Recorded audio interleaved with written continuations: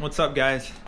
So today I am going to be replacing a radiator on a 2011 Chevy Camaro. By the looks of it, it looks like it comes out through the back.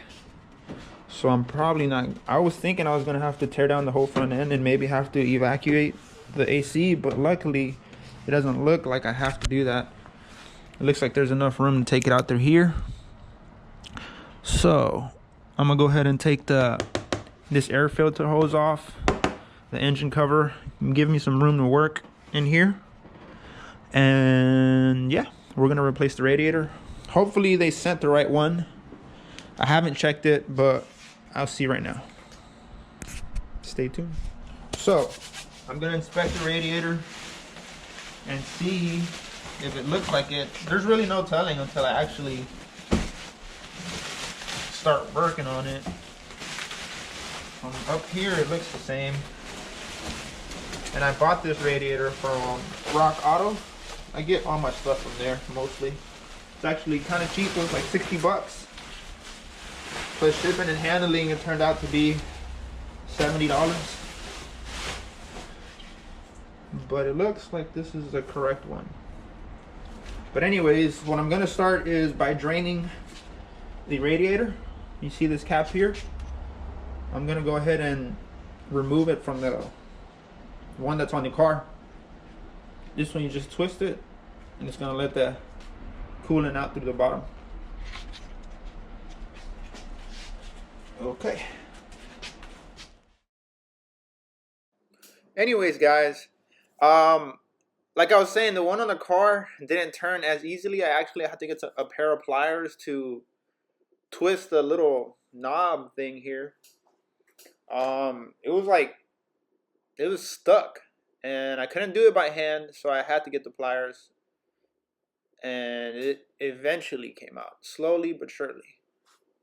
You're gonna see me fiddle with it a couple times, but I eventually got it off to where it started dripping, meaning that I had opened it enough for the coolant to flush out. Then once I got the coolant draining, I went ahead and threw my drain bucket under the car, under the radiator, so it can just collect all the coolant that's going to fall down. And then, like I said in the beginning of the video, I went and I removed the engine cover. And in order to remove the engine cover, you have to remove the engine oil cap because it's in between the cover. And once I do that, I then went ahead and started removing everything else that was in the way, like the hose here. And then I went ahead and got my 1/4 inch ratchet with an 8mm socket, and I removed the, I don't know what those things are called, a bracket, I don't know. I removed them, loosened it enough so I can wiggle off the hose, and so I can get access to the radiator, the fan shroud, and just all the wires and plugs and hoses that are in the back.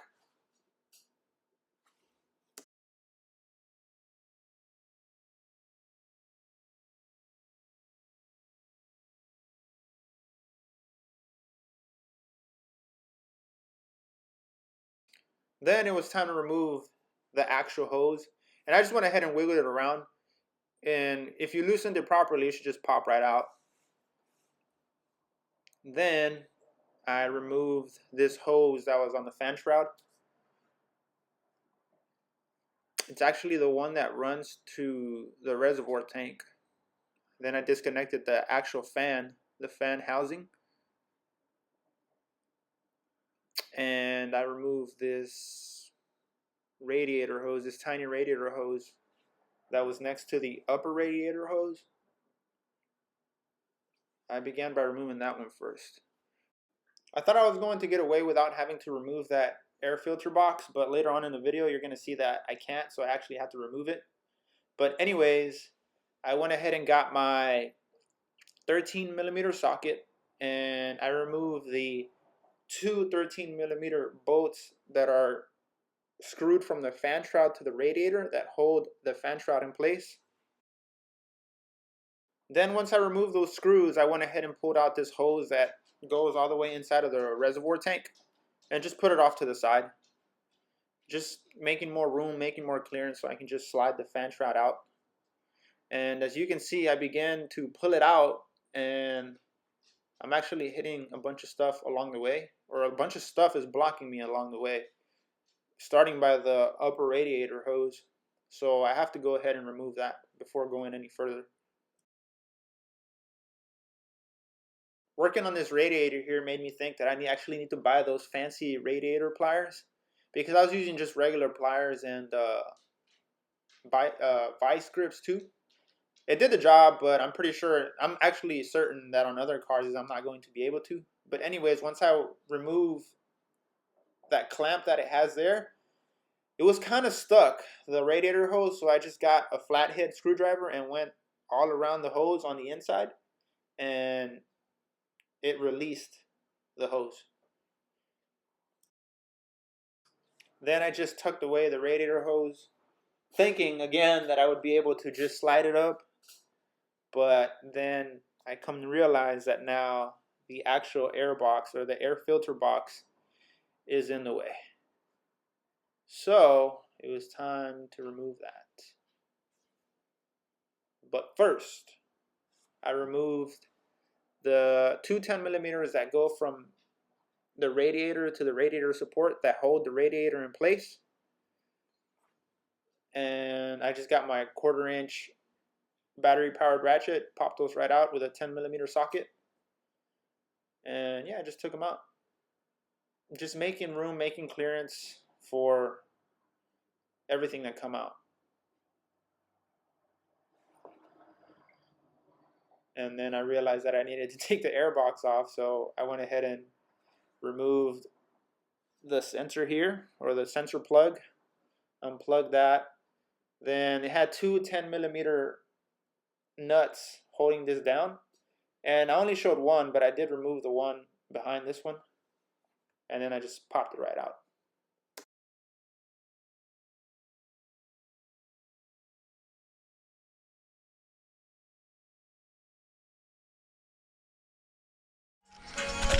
Don't worry, Jeezy, it didn't break. It's just got a little plug in here. It needs a little bit of pressure to pop it out. It goes in with pressure. Once I removed the air filter box, the radiator upper hose, and what else? What else did I tell you guys? Whatever I told you guys earlier, this thing finally, with a little bit of wiggle, a little bit of shifting here and there, it finally came out.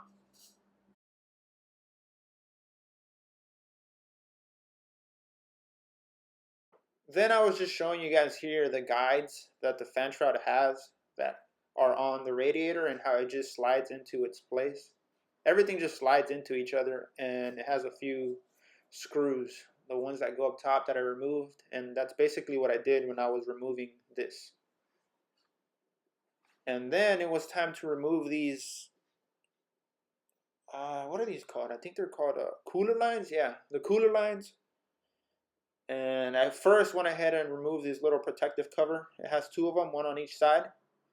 And I just went ahead and twist them and pulled them apart at the same time, and they came out. And then you guys really are not going to be able to see what I'm picking out, so I went ahead and got a close-up. And it's basically like these little U clips or U locks that you have to pick apart with a pick tool. And it's going to be hard to see on the actual car, but like I said, I went ahead and got my pick tool and just picked those and pulled those apart. And then I was careful not to lose it so I can show you guys what it looks like. And you basically just stick your pick in there and wedge them apart. Once I did that, then I moved to the other side and did the same thing. And then with a little bit of force, I went ahead and popped the cooler lines apart. And when I mean force, I mean a little bit of force. Then I went to the top, and the front side of the radiator also has two 13 millimeter bolts, and I wasn't able to get any ratchet or my battery powered ratchet in there, so I went ahead and used my gear wrench or my ratchet wrench, whatever you want to call it. And it's also a 13 millimeter, like I said. And I removed one on each side.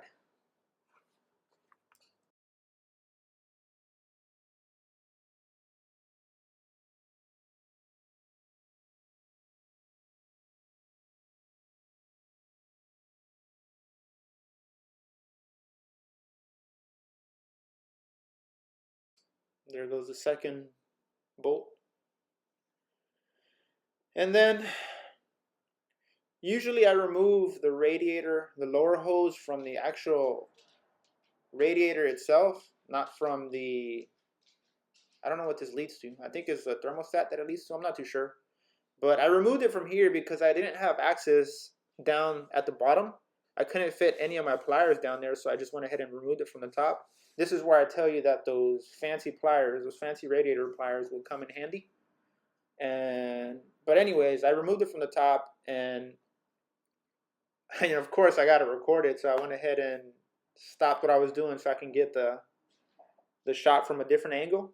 And that was pretty much it, guys. I went ahead and just popped the radiator out.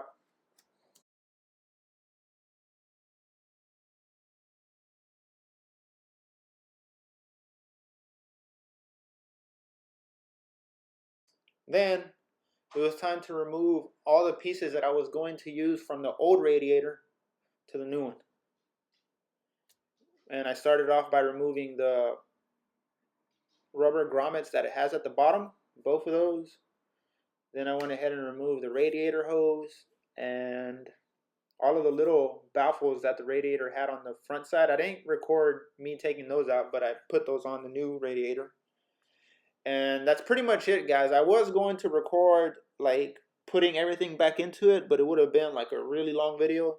But pretty much all you're doing is just reversing whatever I did here on this whole video to put the radiator back in. You're just doing everything in reverse. And that's pretty much it, guys. I hope you guys enjoyed the video. Let me know what you guys think in the comment section below. And I'll see you guys around for more. Clean. That's why I love wearing gloves. Anyways, let me tilt this down. We are done with everything. Let's put coolant.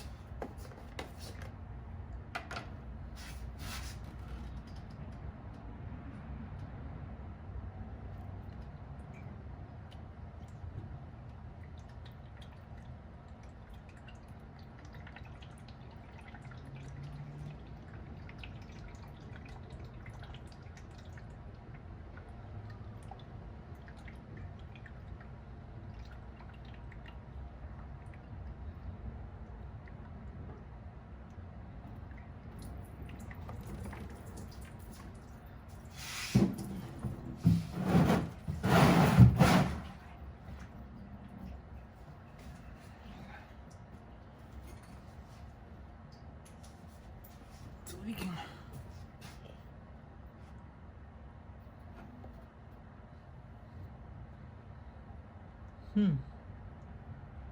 The reservoir tank is leaking.